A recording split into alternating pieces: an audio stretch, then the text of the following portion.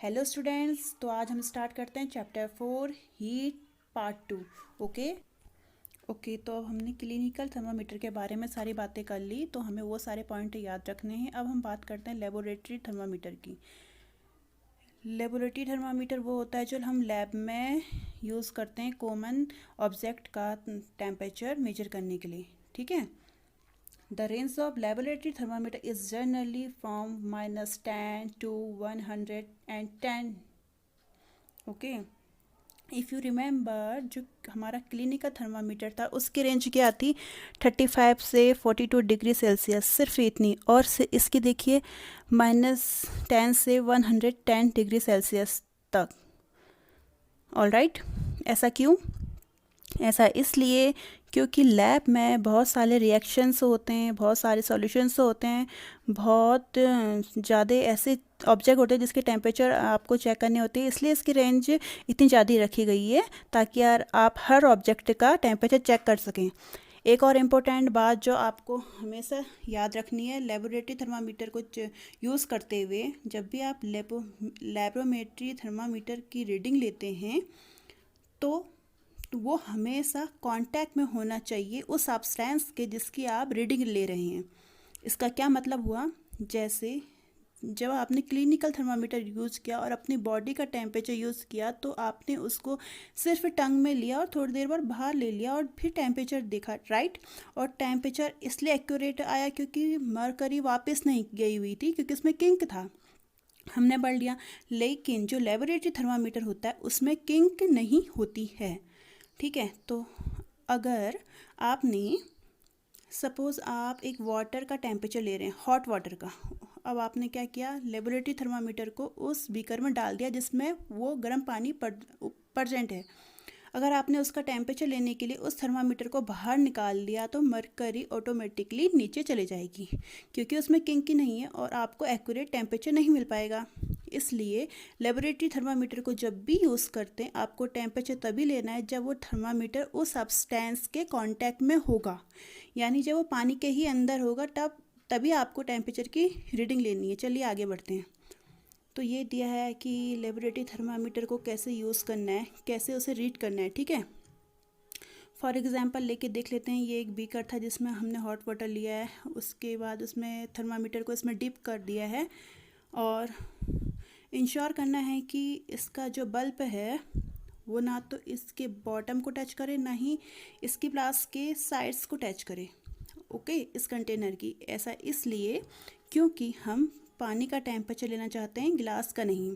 अगर आपने बल्ब को गिलास में टच कर दिया तो आपकी रीडिंग एक्यूरेट नहीं आएगी, इसलिए आप सिर्फ उसको बॉटम से टच मत करिए, थोड़ा सा ऊपर रखिए ताकि सिर्फ वाटर की रीडिंग आपको पता चल जाए। उसके बाद आपको थर्मामीटर को वर्टिकली स्ट्रेट पकड़ के रखना है।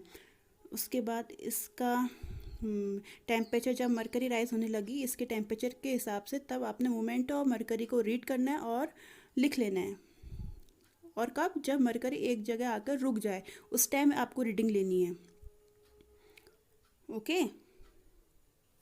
इसमें भी कुछ प्रिकॉशंस है जो आपको यूज़ करने हैं। आप इसको सीधे अपराइट रखिए, इसको मूव नहीं करना है। दूसरी बात, आपने जो बल्ब है वो सराउंडेड होना चाहिए from all sides by the substance जिसका आप टेम्परेचर ले रहे हैं। ओके, ताकि आपको एक्यूरेट रीडिंग मिल सके।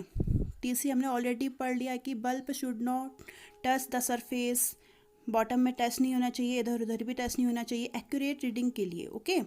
और जब भी रीडिंग लेनी है थर्मामीटर को उस टाइम उस ऑब्जेक्ट के टच में होना चाहिए जिसका आपको टेम्परेचर लेना है, वरना मरकरी फॉल कर जाएगी।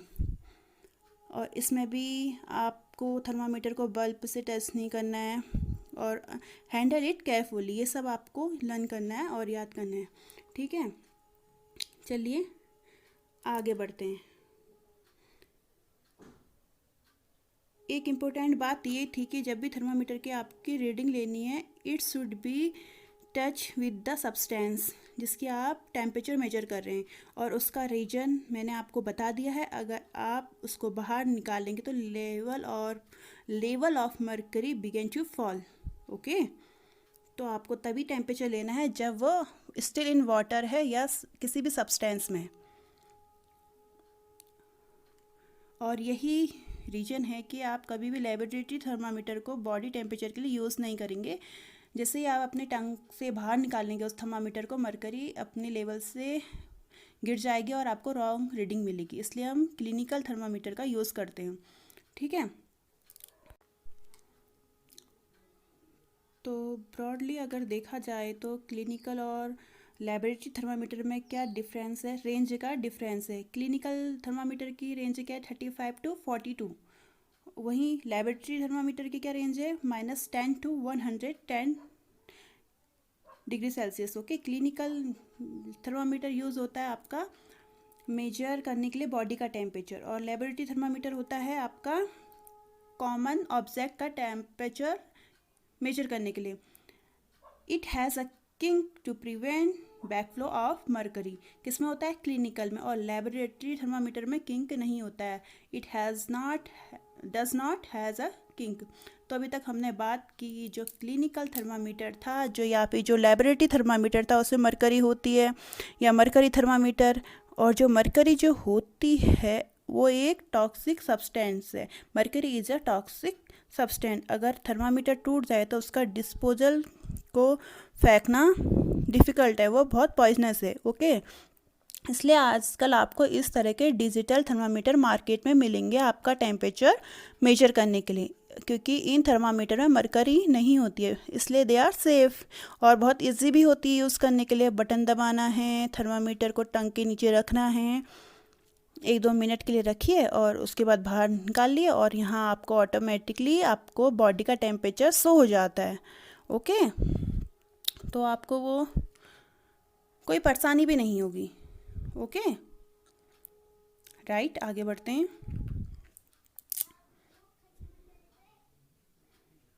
इसमें आपका बिल्कुल एक्यूरेट टेम्परेचर आ जाएगा, राइट।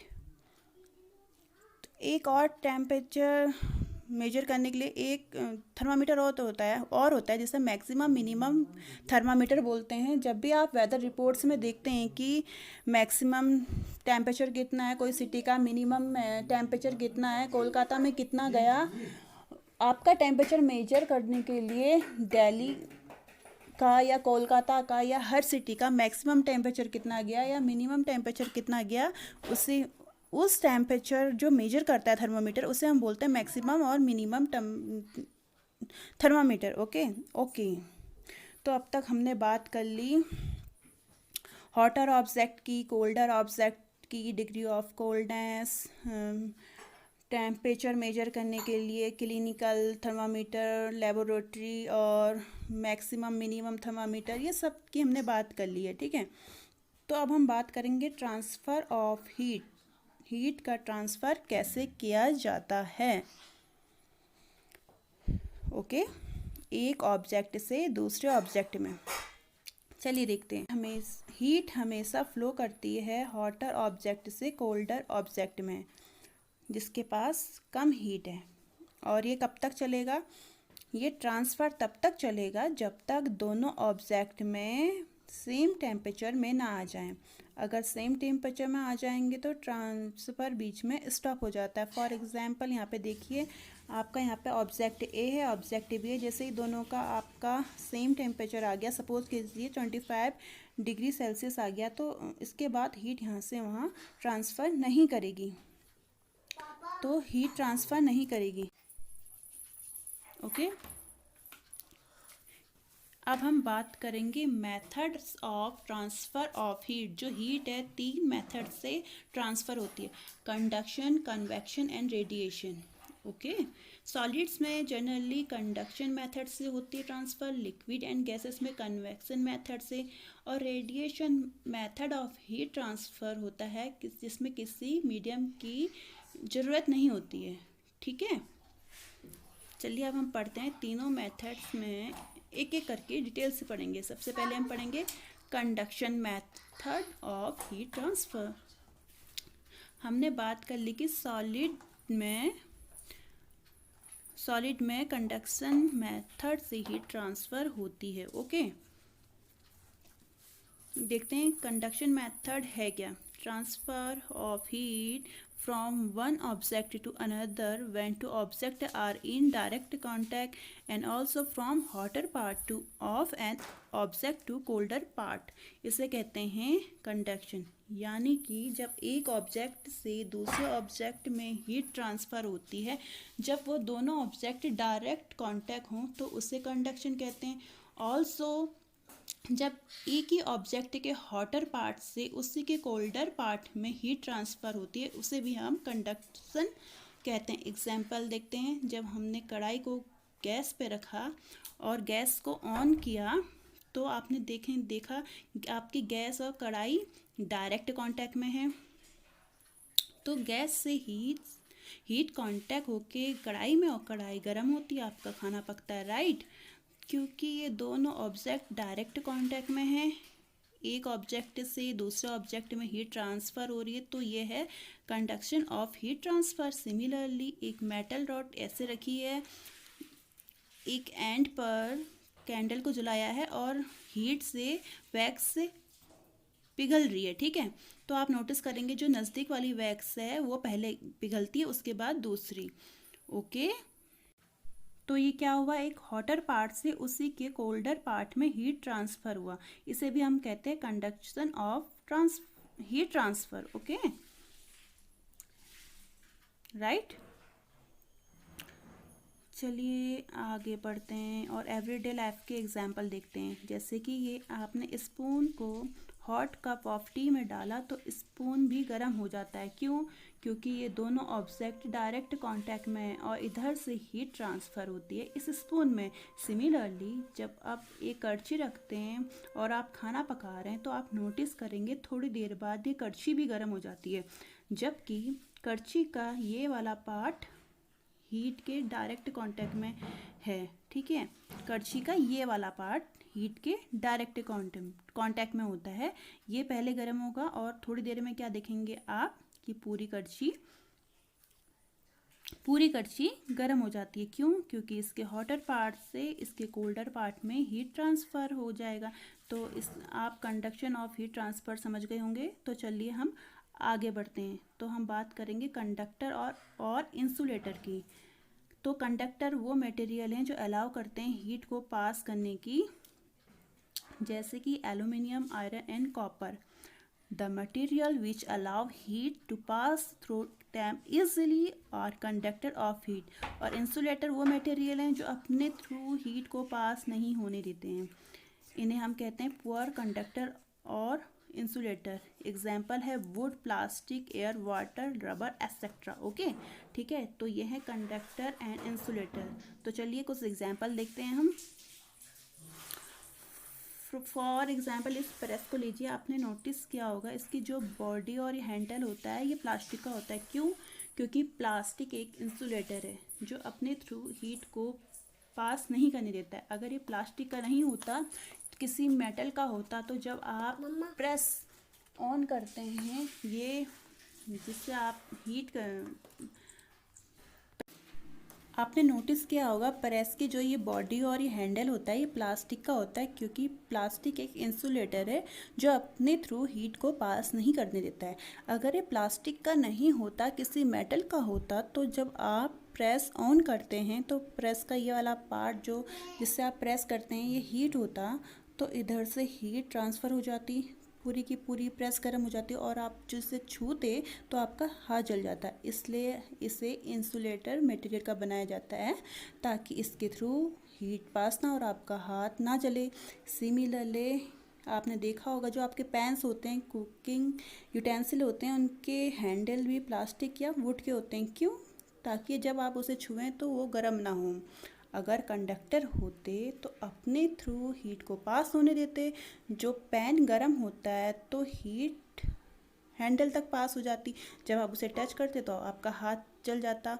उसी तरह पैन है जो वो कंडक्टर मटेरियल का बना जाता है, एल्युमिनियम स्टील का, ठीक है। क्योंकि यहाँ पे आपको चाहिए कि इवनली हीट की ट्रांसफ़र हो, क्योंकि आपका खाना पके, राइट।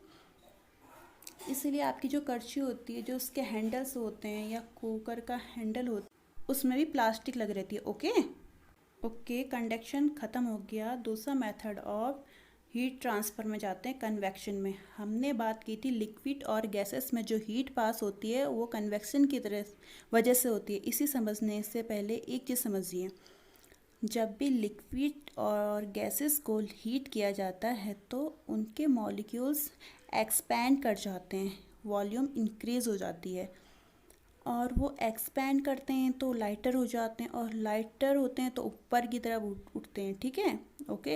यानी कि जब भी आप किसी लिक्विड और गैस को हीट करेंगे तो वो एक्सपैंड होकर लाइट हो जाती है और लाइट होके हल्की हो जाती है, मतलब और ऊपर की ओर उड़ जाती है यूँ। ठीक है, इससे हम कन्वेक्शन समझेंगे। ओके, तो आपने ये बर्नर ऑन किया और इस फ्लास्क में थोड़ा लिक्विड ले लिया, वाटर ले लिया सपोज़ करिए। अब क्या होगा, जब आपने बर्नर को ऑन किया तो यहाँ जो लिक्विड है जो बिल्कुल इसके सरफेस में है वो सबसे पहले हीट होगा। वो हीट होगा तो क्या होगा, एक्सपैंड करेगा और लाइट हो जाएगा, हल्का हो जाएगा और ऊपर की ओर उठेगा। ऑल राइट, क्योंकि ये लिक्विड की प्रॉपर्टी है, मैंने आपको बताया था। ठीक है, ये ऊपर की तरफ उठेगा तो साइड में जो बाकी कोल्ड वाटर है, दोनों तरफ से कोल्ड वाटर जो है वो हैवी है, वो लाइट नहीं है, तो वो नीचे की तरफ को मूव करेगा और उसकी डेंसिटी ज़्यादा है, वो नीचे की तरफ मूव करेगा और यहाँ आएगा और फिर वो हीट होगा, वो राइज कर जाएगा। इसी तरह से देखते ही देखते पूरा पानी गर्म हो जाएगा। ठीक है, एक और बात समझिए, जब आपने गैस ऑन की तो सबसे पहले नीचे का जो पानी है वो गर्म होगा और जो ये वाटर है गर्म होते ही लाइटर हो जाएगा, हल्का हो जाएगा मतलब, और ऊपर की ओर उठेगा और ऊपर से जितना भी कोल्ड वाटर है वो नीचे की तरफ आएगा दोनों तरफ से। ओके, उसके बाद जो ये कोल्ड वाटर जो नीचे आया फिर ये गर्म हुआ, फिर ये ऊपर उठ जाएगा, बाकी का बचा हुआ कोल्ड वाटर नीचे आएगा, वो गर्म होगा और वो ऊपर उठ जाएगा और ऐसे करते करते पूरा पानी गर्म हो जाएगा। तो लिक्विड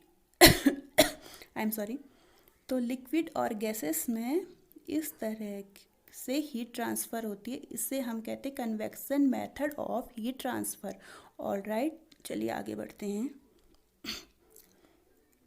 तो आपने नोटिस किया होगा जब आप कोई कैंडल जलाते हैं उसके थोड़े ऊपर आप हाथ रखिए, यहाँ भी आपको उसकी हीट फील होगी। अब आप ये तो नहीं कह सकते हो कि यहाँ से यहाँ तक कंडक्शन से हीट ट्रांसफ़र हुई, क्योंकि ये दोनों चीज़ें डायरेक्ट कांटेक्ट में नहीं है, राइट। तो यहाँ से यहाँ तक आपको इसकी गर्मी क्यों मिल रही है, वो इसलिए क्योंकि हीट ट्रांसफ़र हो रही है कन्वेक्शन से हो रही है, क्योंकि हमने बात की थी लिक्विड और गैसेस में कन्वेक्शन से हीट ट्रांसफ़र होती है, क्योंकि ये एयर है, ये भी हीट हो रही है तो एयर लाइट होती है तो ये ऊपर जाती है और अपने साथ हीट लेके जाती है।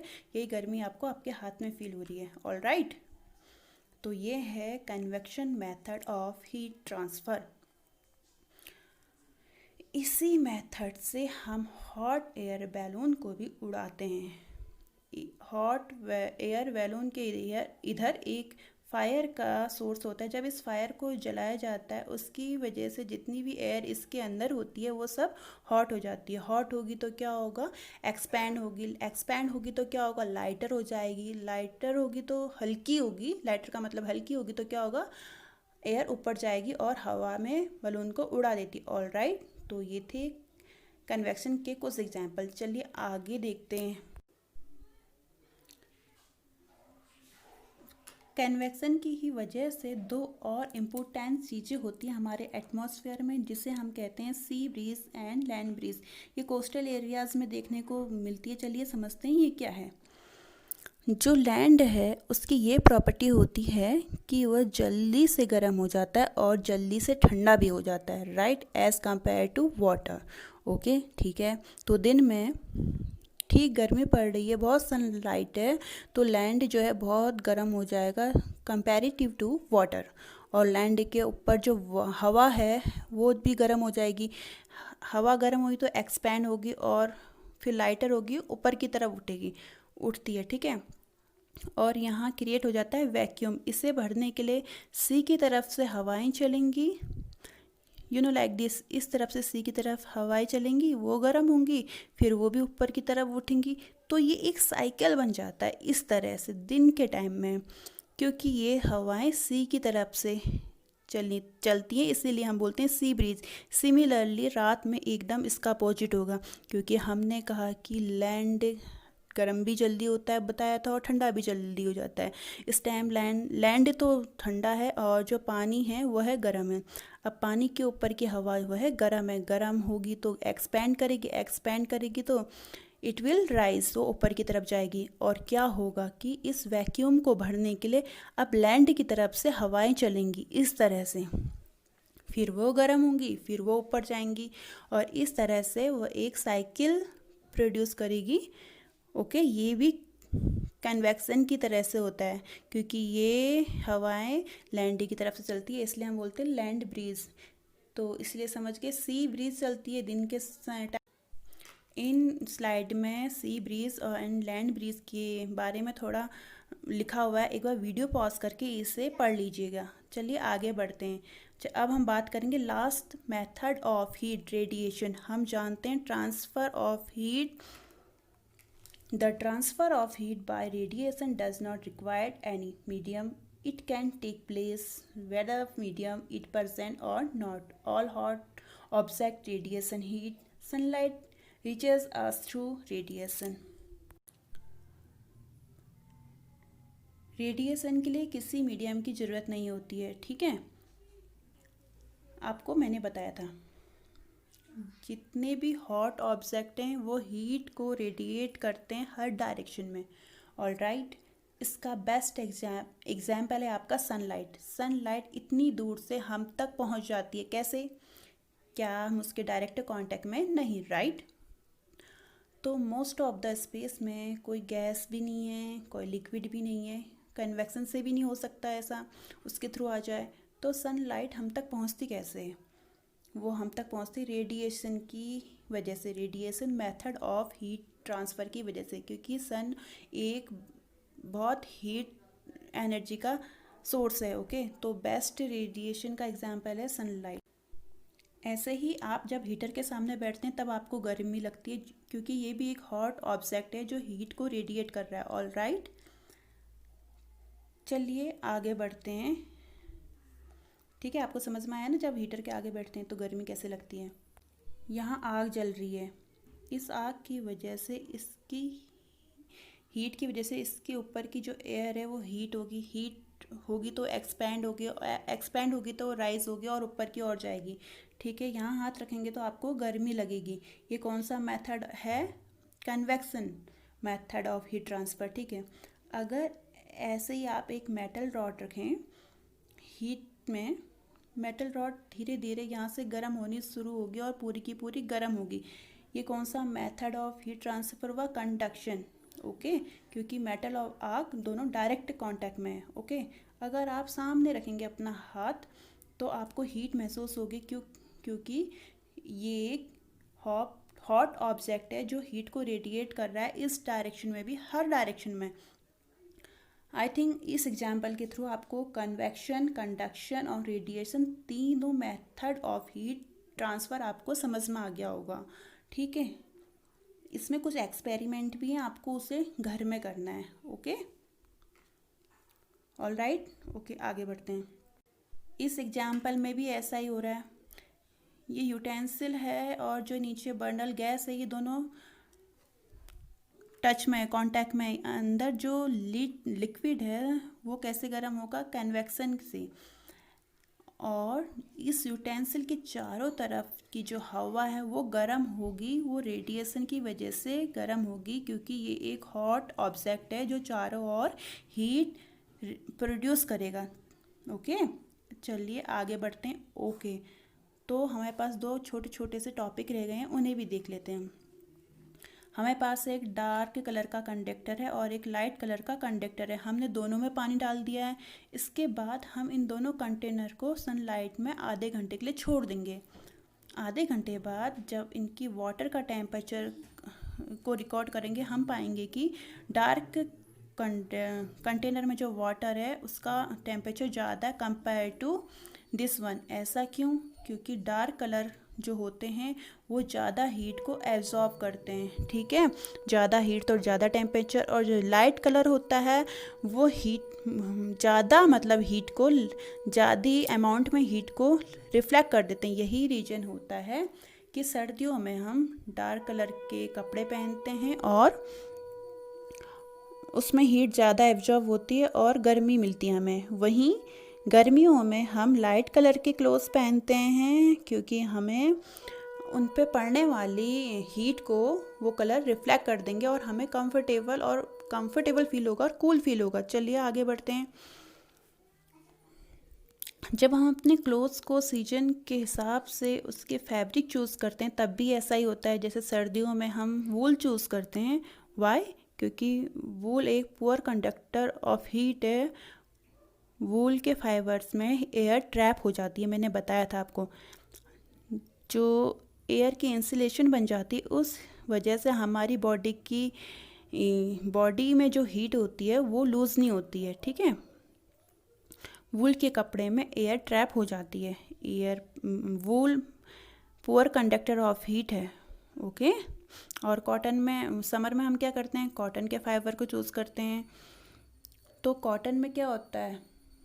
एयर ट्रैप नहीं होती है और हमारी बॉडी की जो हीट होती है वो लूज़ हो जाती है, ठीक है।